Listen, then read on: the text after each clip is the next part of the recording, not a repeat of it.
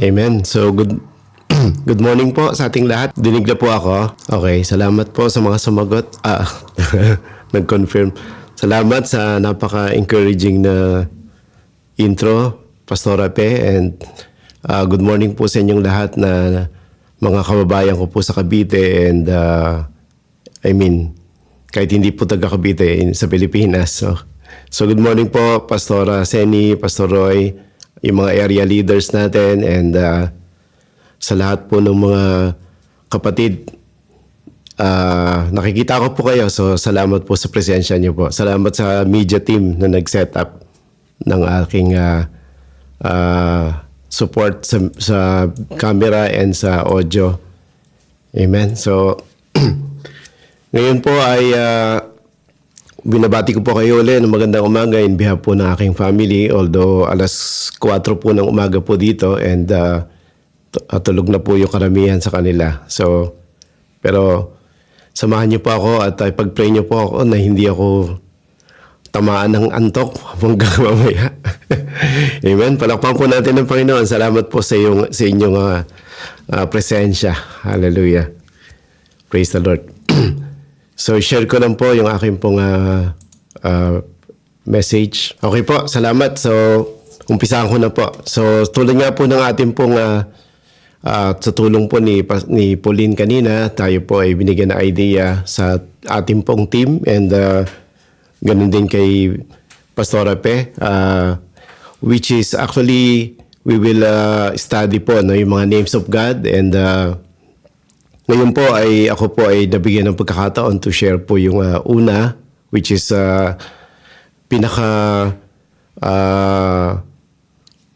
kinilala natin sa verse na makikita natin sa binasa kanina ni Pauline. Ang topic ko po ngayon ay tinawag na the ever-present God, or I am. So, which is obviously in English language is present tense po, ano? And ito po ay maraming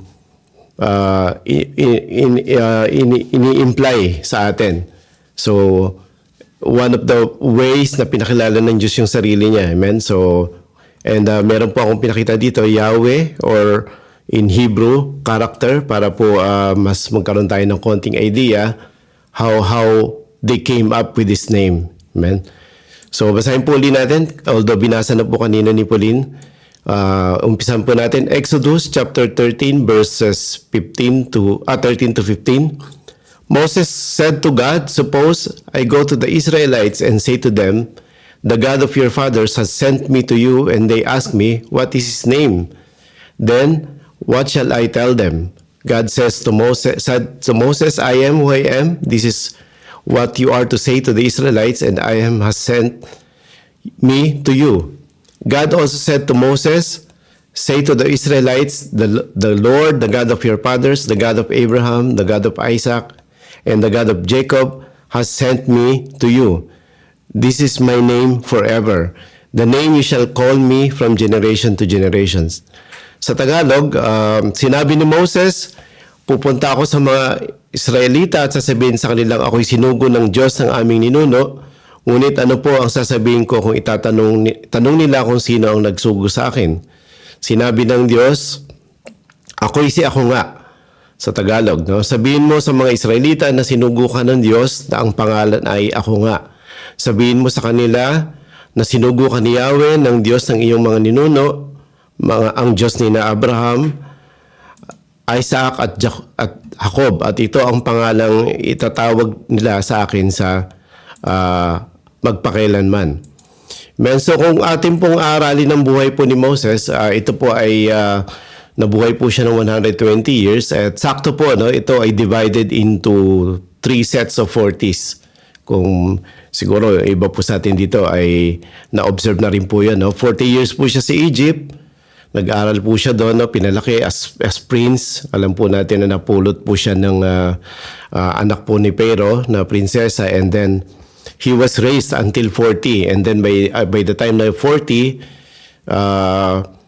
alam po natin na nagkaroon siya ng feeling of injustice na nakita niya, and nag-act siya sa isang Egyptian na minamaltrato po yung Jews, and we know na Pinas lang po niya yon, no? And with that, siya ay nagkaroon ng conviction sa sarili niya and kinakailangan niyang umalis, no? So we know na he fled and nakarating po siya sa Midian and doon niya na-meet yung kanyang asawa and yung kanyang si Jethro na yung kanyang father-in-law. So 40 years din po yun. And another 40 ay yung kanilang journey, of course, with the Jewish people. Man. So 40, kaya we will realize na nung siya po ay tinawag ni Lord, siya po ay 80 years old na. So pero we all heard na yung strength ni Moses, yung kanyang eyesight, yung kanyang hearing ay hindi nag-change until yung end of life niya na ng 120.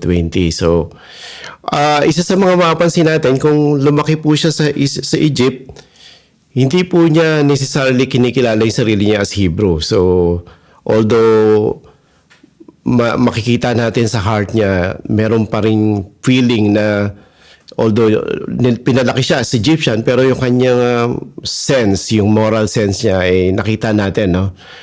So wala tayong proof na based sa mga movies, pinapakita na kinakausap na siya nila Miriam, yung kanyang ate, pero wala tayong proof sa Bible na meron na siyang idea na hindi siya pure Egyptian, but later on he came to this idea na hindi talaga siya Egyptian and so on. Kaya sa kanyang past experience, no, mapakikita natin sa verse na to, mga kapatid,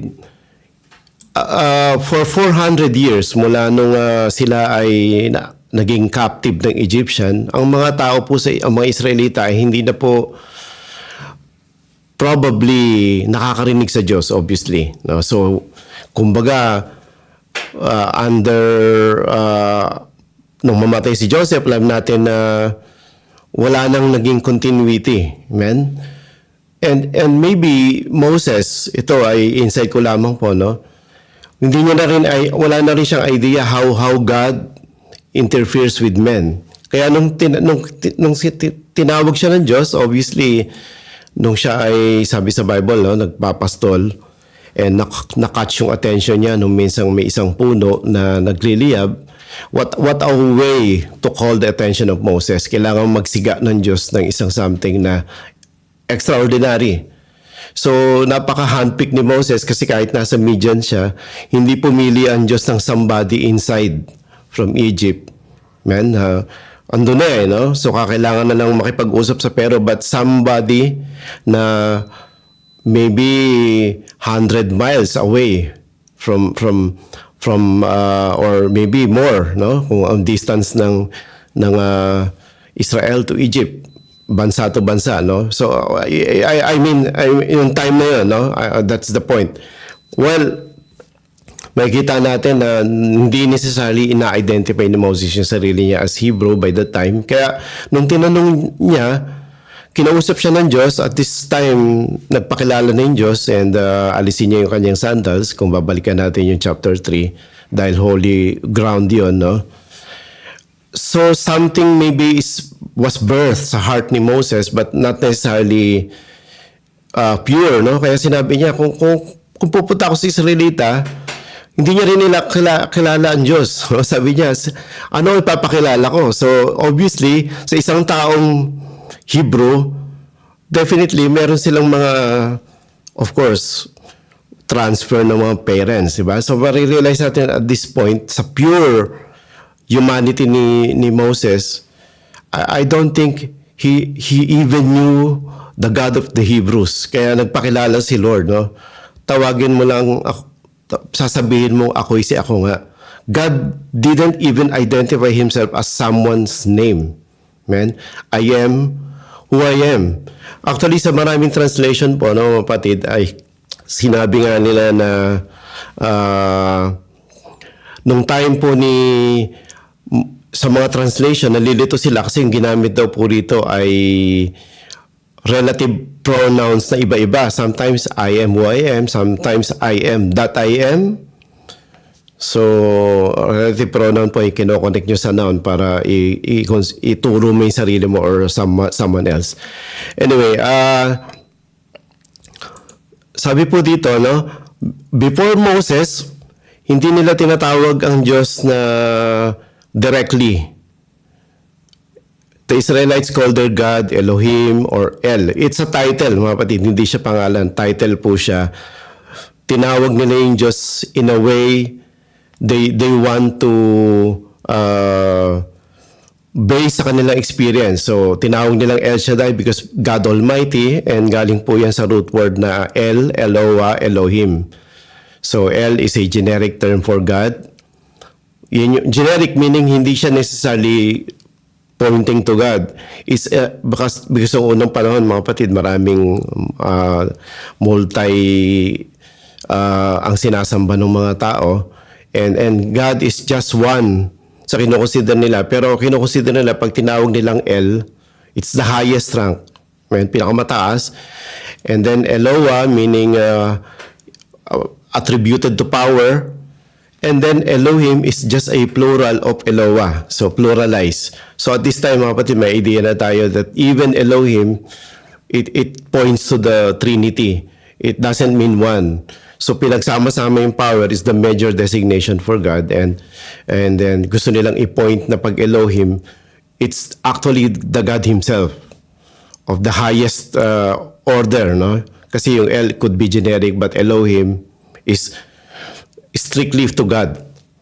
Amen? So overload ng konti, pero mga kapatid, I want to illustrate na ito pong mga names na to ay yan yung tawag ng mga tao, not necessarily tawag ng Diyos sa sarili niya. Amen? So I hope it's clear the way how God people experience yung kanilang pagsamba sa Diyos. But for the first time, sa encounter kay Moses, doon pa lang nagpakilala si Diyos how He named Himself. So, amen? So sabi rito, I am is how God chose to introduce Himself. Pwede niyo po bang sabihin sa katabi niyo, I am who I am. Amen? So yan po yung way na ginamit ng Diyos to introduce Himself. And marirealize po natin, no? So ito raw po ay napaka-sacred sa Judaism. Ni ayaw nilang sabihin or isulat or i-pronounce yung name ng God kasi nako-convict sila sa statement sa Ten Commandments that do not use the name of God in vain. So, kaya ang ginawa nila, mga kapatid, kung marirealize natin, I am is a powerful sentence or is a sentence na po siya kasi subject and verb na, no? It encompasses all that He is and how we are to relate to Him. And moving forward, mga kapatid, mapapansin natin na nung time ni Abraham, ang promise ni Lord sa Abraham sa Genesis chapter 12, I will make you into a great nation, I will bless you. Alam natin po itong verse na ito, pinangahawakan natin to sa ating church. I will make your name great and you will be a blessing. I will. So ito po ay futuristic tense. Nung time na nagdi-deal ang Lord kay Abraham, it's like a future kasi nag-iisa pa si Abraham. Hindi pa nangyayari. No? So, although sabi ng maraming scholars, in the heavenlies, dahil God is eternal, walang sense yung tinatawag na hindi nag-work yung English tenses ng past, present, and future because He is in the past, He is in the present, and He is in the future. So, it's a referential to Abraham kasi si Abraham is human, but in God, in the heavenlies, pag sinabi ni Lord, nangyayari na po siya. Nagpo-propagate na po siya. Sa timeline lang ng tao, nagkakaroon ng delay. Kasi may mga battle pa na nangyayari. Amen? But, the good thing, pagdating ng Exodus, from Genesis chapter 12 to Exodus chapter 3, naging present tense na. Hindi na siya future. Sabi ng God kay Moses, I am who I am. So, this is what you are to say to the Israelites and to the generations to come. So we will see the shift from Abraham's future tense to Moses' present tense. So this time, pagdating ni Moses, God is dealing in the actuality of time. Man. So wala nang hindi na nagmamatter kung kaya ang experience ni Moses is more realistic kasi for the past 400 years nahinto eh. So walang dealing ang God dahil yung mga tao ay under slavery and sila ay captive at maaring nakalimutan na rin nila paano makipag-usap si Diyos. Amen. And even si Moses, hindi na siya confident na sinabi niya kung tatanungin ka nila, sinong Diyos ang dala ko? Dahil probably kilala nila sa Moses, but this time babalik siya after 40 years. Marami na uli ang, let's be realistic, no? Hindi natin sure kung maaalala pa siya ng mga tao or maybe shinortcut na lang ng Bible that they knew him for some reasons. Amen? And let's try to dig further, mga kapatid, no? They best represented I am into the third personal pronoun and condensed into 4 consonants called the tetragrammaton. So, yung Yahweh is nag-originate po dito sa 4 characters na to, no? Which is, ito yung best way to interpret, pero ang totoong meaning nito, mamaya ipapakita po natin, no? Bakit nila po tinawag na third personal pronoun? In English po, ang first personal pronoun is the person speaking to, like I, we, and the second is you, the person spoken to. And this time, hindi kayang sabihin ng mga tao na I am kasi God is attributing himself to himself. So hindi mo pwedeng sabihin na ang Diyos mo ay si I am. So they chose the word third personal pronoun to refer that yung I am, ang interpretation nila is he will. Kasi with respect to God. Amen? So yun po ang meaning ng Yahweh. So actually yan pong Yahweh, dyan rin po nanggaling yung salitang Yah, which is short for hallelujah, meaning praise Yah. And nung unang panahon po, no, ang Adonai, naririnig po natin yan sa mga Jewish songs. It means Lord pero small letter. So it's a generic term for Lord or a master. So hindi po siya pareho, no? At dahil hindi nila mabanggit yung pangalan ni Yahweh, sobra silang feeling unworthy to even mention the name of the Lord. So yung YHWH na word na best interpreted way from the Hebrew character, kinuha nila yung vowels ng Adonai, Lord, to associate the Lord to Yahweh para may way silang tawagin siya. So pinik nila yung A, O, I, and then isidiksik nila sa Yahweh, which is naging Yahovah. Amen? So, Yahovah. Pero tulad dito sa German po, sa Germany, yung Y is J.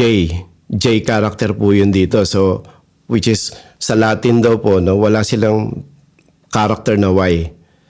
Kaya ang pinaka-closest is J. So, Yahovah in the due to language and pronunciation translations, dahan-dahan siyang naging Jehovah. So Yahweh is Yahovah, which means Jehovah. And then later on, we know na ito na yung mas kilala natin, Jehovah Jireh, Jehovah Rapha, Jehovah Roy, Sidkenu, Nisi, and etc. So yung mga scholars, so nagtatranslate sila dati, once they encounter yung Yahweh na word, it means the Lord capitalized. Hindi po siya yung meaning ng Adonai na small Lord. So Yahweh means the capital Lord and it's only one. So hindi siya usable sa iba. Amen? So again, it's a third person address, not the I, kasi hindi mo natin pwedeng gamitin yung word kasi na I am kasi si Lord yun. Kaya ang ginawa nila, He will be, will be. So in a way, lagi siyang siya. Amen? At actually, yung ginamit ni Paul sa Philippians 2:11 daw, sa original version, and every tongue confess that Jesus Christ is Lord, is a Yahweh. So, associated yung capital Lord na to. In original Greek, ito ay Yahweh. Amen? So, hindi yung Adonai na small letter. which is sa mga Hebrew song, ginagamit natin yun, Yahweh Adonai. So, i-connect mo yung Yahweh kay Adonai para maging particular or proper noun na siya. Si Lord na yung tinutukoy, hindi na siya common. Amen? And more, ayan daw po, ayan yung character niya. So, nakarating po ako ng Israel, pero nakabasa ako ng konting mga Hebrew, pero not necessarily naintindihan ko ito. Kailangan ko lang po mag-research. So, ang pagbasa po ng Hebrew ay right to left, pabaligtad. Para, I think, Japanese and Chinese po ata ganyan, no? So, ang unang character ito, Yod, and then sumunod ito, He, and then Bav, and then He again, which is same character. So, ang meaning po niyan ay Eye, Asher Eye, I am who I am. I will be what I will be. Again, Yahweh is the third person. Eye is the first person. So Yahweh means He will be. Ina-address natin yung third person. So in English, third person again is the person is spoken to. Wala sa inyong nag-uusap na sa ibang tao yung pinag-uusapan. Kaya He. Then, later on, naging Jehovah. Amen? So, I hope it's clear. Palakpakan po natin ng Panginoon. So, medyo information overload ng konti. But, gusto lang po natin maintindihan. I am is Yahweh to Jehovah, which is, para alam po natin kung saan po nila hinugot yung mga words. Amen? So, napakagandang sabihin nito dahil we will know that I am is a it crosses time. Hindi siya bound ng time and space. Man, so eternal and immutability, eternal nature not bound by time and remains constant. Kaya in reality po mga kapatid, no, just lang po ang constant. Lahat ng bagay dito sa mundo will fade. And God lang ang pwede nating asahan kasi siya yung nasa past, nasa present, and even future. And He is self-existent or self-existence. So, ito po yung sinasabi na I am. God is self-sufficient and His sovereignty and ultimate authority. Naisip na po ba natin, no?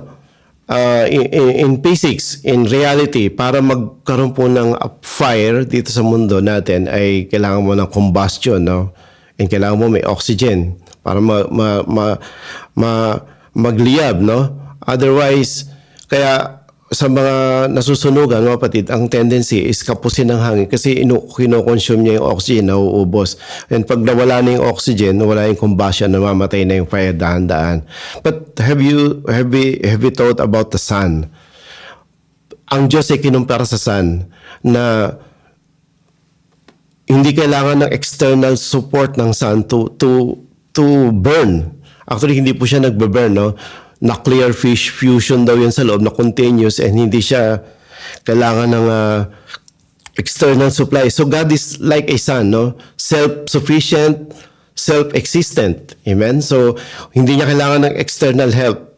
And God will still be God without us. But without God, we will be nothing. So wala tayo kung wala ang Diyos, but God will still be God whenever, wherever, whatever. Amen?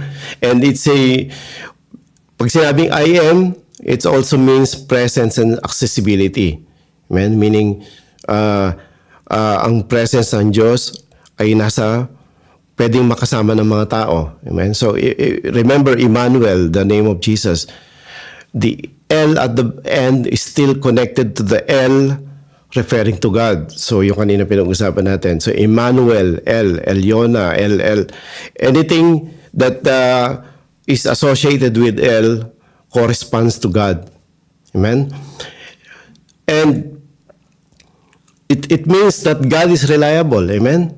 So the word I am means He will always be there. Hindi siya nawawala. Amen? He is not bound in time, always in present tense, not anymore like the shall or will during the time of Abraham. It's a very good promise. By the name itself of God na binigay niya, it's ever reliable, ever present, and alam natin yung narinig natin, of course, nung nag-aaral tayo sa Bible is omnipresent, omniscient, and ever-present, all-knowing, and omnipotent, all-powerful. And because of the I am of God, we can have the security. Amen? So that's why we have this inner peace and joy. Amen? So pwede mo bang tanongin yung katabi mo, meron ka bang security sa God? Amen? Meron ka bang inner peace that transcends? Kaya tayong naniniwala sa Lord, mga nakakilala sa Lord, meron tayong security kasi we know na sa panahon ngayon ang daming instability yung ating of course because of the ongoing war we hear here in Germany, no, yun na yung ating yung price po ng gas ay ng diesel ay sobrang taas na, and I heard na binawasan na rin yung office work para mag-home na, hindi na mag-travel, no? And wow, so we are really affected heavily, and kung wala si Lord sa puso mo, mag-worry ka. Baka isang araw may sinasabi na kinakatakutan sila nuclear war or World War III in Jesus' name. Amen. Of course, dito sa Germany, nasa Europe po kami, halos malapit lang kami sa gera talaga. I mean in case magkagulo yung isa sa mga threat ng mundo, no? Yung like yung Russia, and then sa Ukraine. Nasa West Europe po kami, nasa East Europe sila, pero konti lang yung gap namin in case. Unlike dyan sa Pilipinas, na medyo nasa other side. Amen? So kami yung pinaka-prone in Jesus' name, no? So, and in Jesus' time, mga kapatid, and we see that even Jesus represented I am in the New Testament. He mentioned 7 I ams in the Bible. So he is the modern day version because we know that Jesus is ang lahat belong to Jesus. Amen? So sinabi niya sa John chapter 6 verse 35, I am the bread of life. I am the light of the world. I am the good shepherd. And we heard everything about this, no? I am the resurrection and the life. I am the way, the truth, and the life. I am the door of the sheep. I am the true vine. Kung minsan nagkakaroon tayo ng worries, nagkakaroon tayo ng doubt, man, sa Lord, lagi nating alalahanin this 7, actually 7 din yan, mga kapatid, no? Bread of life for our, spiritual sustenance. I am the light of the world. God is our guidance and truth, man. And He is the good shepherd. Sabi ni Jesus Christ, I am the good shepherd for our care and protection. And then we read that, no, sa John chapter 10. So 2 things, no, sa late devotions namin, no, dito sa John chapter 10. He is the good shepherd. And there's another one, mga kapatid, no? He is also the door of the sheep. So kung merong sheep pen, no? Yung parang lalagyanan ng mga sheep. Hindi lang siya yung good shepherd, siya rin yung daan, no? Para hindi makatawid yung iba na hindi authorized, no? And we only hear from the Lord. And He is the way, the truth, and the life. Siya lang yung access natin sa God. Amen? Sa ating salvation. And He is the true vine, the source of spiritual vitality. Amen. Kung tayo, alam natin yung sabi sa Bible, John chapter 15, He is a vine and we are just the branches. Amen. Actually, tayo as the church, hindi tayo yung main branch. Actually, lang tayo, sabi ni Paul, tayong mga Gentiles, the modern day Jews or church, ay minarkot lang, no? Alam niyo yung minarkot po, mga kapatid, no? Sa agriculture, hindi talaga tayo part ng sanga. Markot is any branch na putol, then ilalagyan ng lupa, tatalian, and then later on magkoconnect yung root. And because of God's grace, we are marcoted and we are also saved. And we need to connect to the true vine. Otherwise, we will grow weary, mapapagod ka, magmamurmur ka na later, and then hindi natin makikip yung ating spiritual life, spiritual health. Amen? Then, dumating yung point, mga kapatid, na yung paggamit niya na kanyang word na I am, it's also the way that incriminated him. Amen? So, we knew that maraming times na naggumawa ng miracle si Jesus on a Sabbath day. Pero ano yan napalampas pa yun eh. But this time, nung sinabi ni Jesus na before Abraham was, I am. So yung sinabi niya I am, doon na nagpanic, no? Yung in the original text daw, mga kapatid, no, ng John chapter 8 verse 58, in-invoke ni Jesus yung word na pertaining talaga sa Exodus chapter 3 verse 14, and hindi na yun kayang tanggapin ng mga Jews. Kaya until now, they don't recognize the New Testament. They don't recognize Jesus because of the main incident na sinabi ni Jesus na before Abraham was, I am. So pag binasa po natin yung buong chapter 8, mahaba po yan, no? Nasa 58 na po to, itong verse na to. Kasi marami po siyang enkwentro na hinuhuli siya ng mga Jews and so forth and so on. But until na sabihin ni Jesus na I was, before pa pinanganak si Abraham, sabi ng mga tao, you're not even 50. Amen? So makakonect natin yun. And when we say Jesus incriminated himself, si Lord mismo, hindi siya one powerful meditation during itong katatapos ng po na Holy Week, no? Na hindi, si Jesus ay hindi napatay or pinatay ng mga Gentiles or Romans.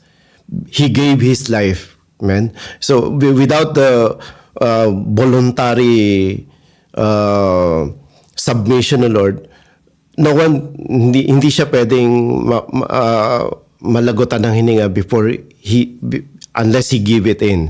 He gave it in, kapatid. So he invoked the name I am, and that was the final blow. So hindi na yung kaya ng Jews, and then so everything was about Jesus. Amen. So from the beginning, he was the fulfillment of the promise, and even unto his death, it was the main I am. Amen? Palakpakan natin ng Panginoon. Hallelujah. And with this, I want to emphasize, no? Maglalanding na po ako, mapatid. Hindi ko na po ito hahabaan itong preaching na to, no? But the power of I am, if we will just connect to Jesus, He's the bread of life. He's the light of the world. He's the good shepherd. He's the resurrection and the life, the way, the truth. Will be useless, man. So itong power na I am na ginamit ni Jesus that connects to us, powers us, encourages us, and sustains us in any way possible, will be useless if we do not listen to His voice, amen, nor study His word in our devotions and not believe every word He says. Amen? So, next page po sa media. If we do not listen to His voice nor study His word, mawawalan ng bisa yung mga power na to na yung ginawa ni Jesus sa atin. Amen? So, at this point, mga kapatid, I want to end this preaching with a little story. Amen? So, I think na-share ko na to maraming times na sa Cavite. Siguro nung Hindi ko sure kung kilala ko po pa po lahat ng mga nasa Cavite or kilala pa po ako, but I believe I share this one. No? Title po ng story na to ay The Job is Yours. Nung unang panahon daw po na yung mga ang pinakamabilis na communication no, nung unang panahon ay telegraph. At ito pong telegraph ay gumagamit ng Morse code. Ang Morse code po ay ito po yung ginagamit ng mga soldiers para hindi ma-intercept yung language. So hidden po yun. Kaya yung bawat letter ay represented ng dot and dash. Tinatawag na lang isang date, tapos isang mahabang note, tone, and then etc. So combinations po ng alphabet. So it's a Morse code, no? So sa mga panahon ngayon, I don't know kung napag-aaralan pa po ito ng mga kabataan, but in the old, during the World Wars and after World War, nagamit nila itong way of communication by just pressing a dot or a prolonged tone. Man. So a young man applied for a job. So nag-apply po yung isang young man and nakita niya yung ad na nakalagay Morse code operator is needed. So nagpunta po siya sa office ng kung saan nag-a-apply ng work, and then pagpasok niya po doon sa office ay help lang sa media, sa last page na po tayo. A young man applied for a job and then he went to the office at the address listed, and then pagpasok niya po doon sa busy office ay puno ng noise at of course regular office noise, no? At merong telegraph in the background, like maingay na tunog ng Morse code kung nakadinig na po kayo ng Morse code. And then may nakalagay po doon na fill out the form until you were called to the office, man. And then itong young man, pagpasok niya ay meron ding mga ibang other applicants waiting in the area.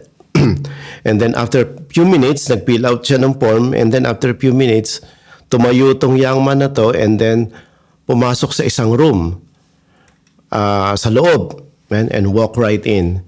And then nagtataka yung mga ibang aplikante, no, bakit wala naman silang naririnig na tawag or secretary to call them or approach them.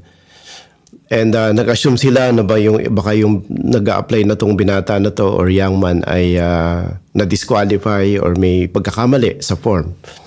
And then after some few minutes, the employer escorted the young man out of the office and said to the other applicants, no, lumabas po yung interviewer at yung young man na to, at sabi ay sa mga ibang nandun, "Gentlemen, thank you very much for coming, but the job has just been filled."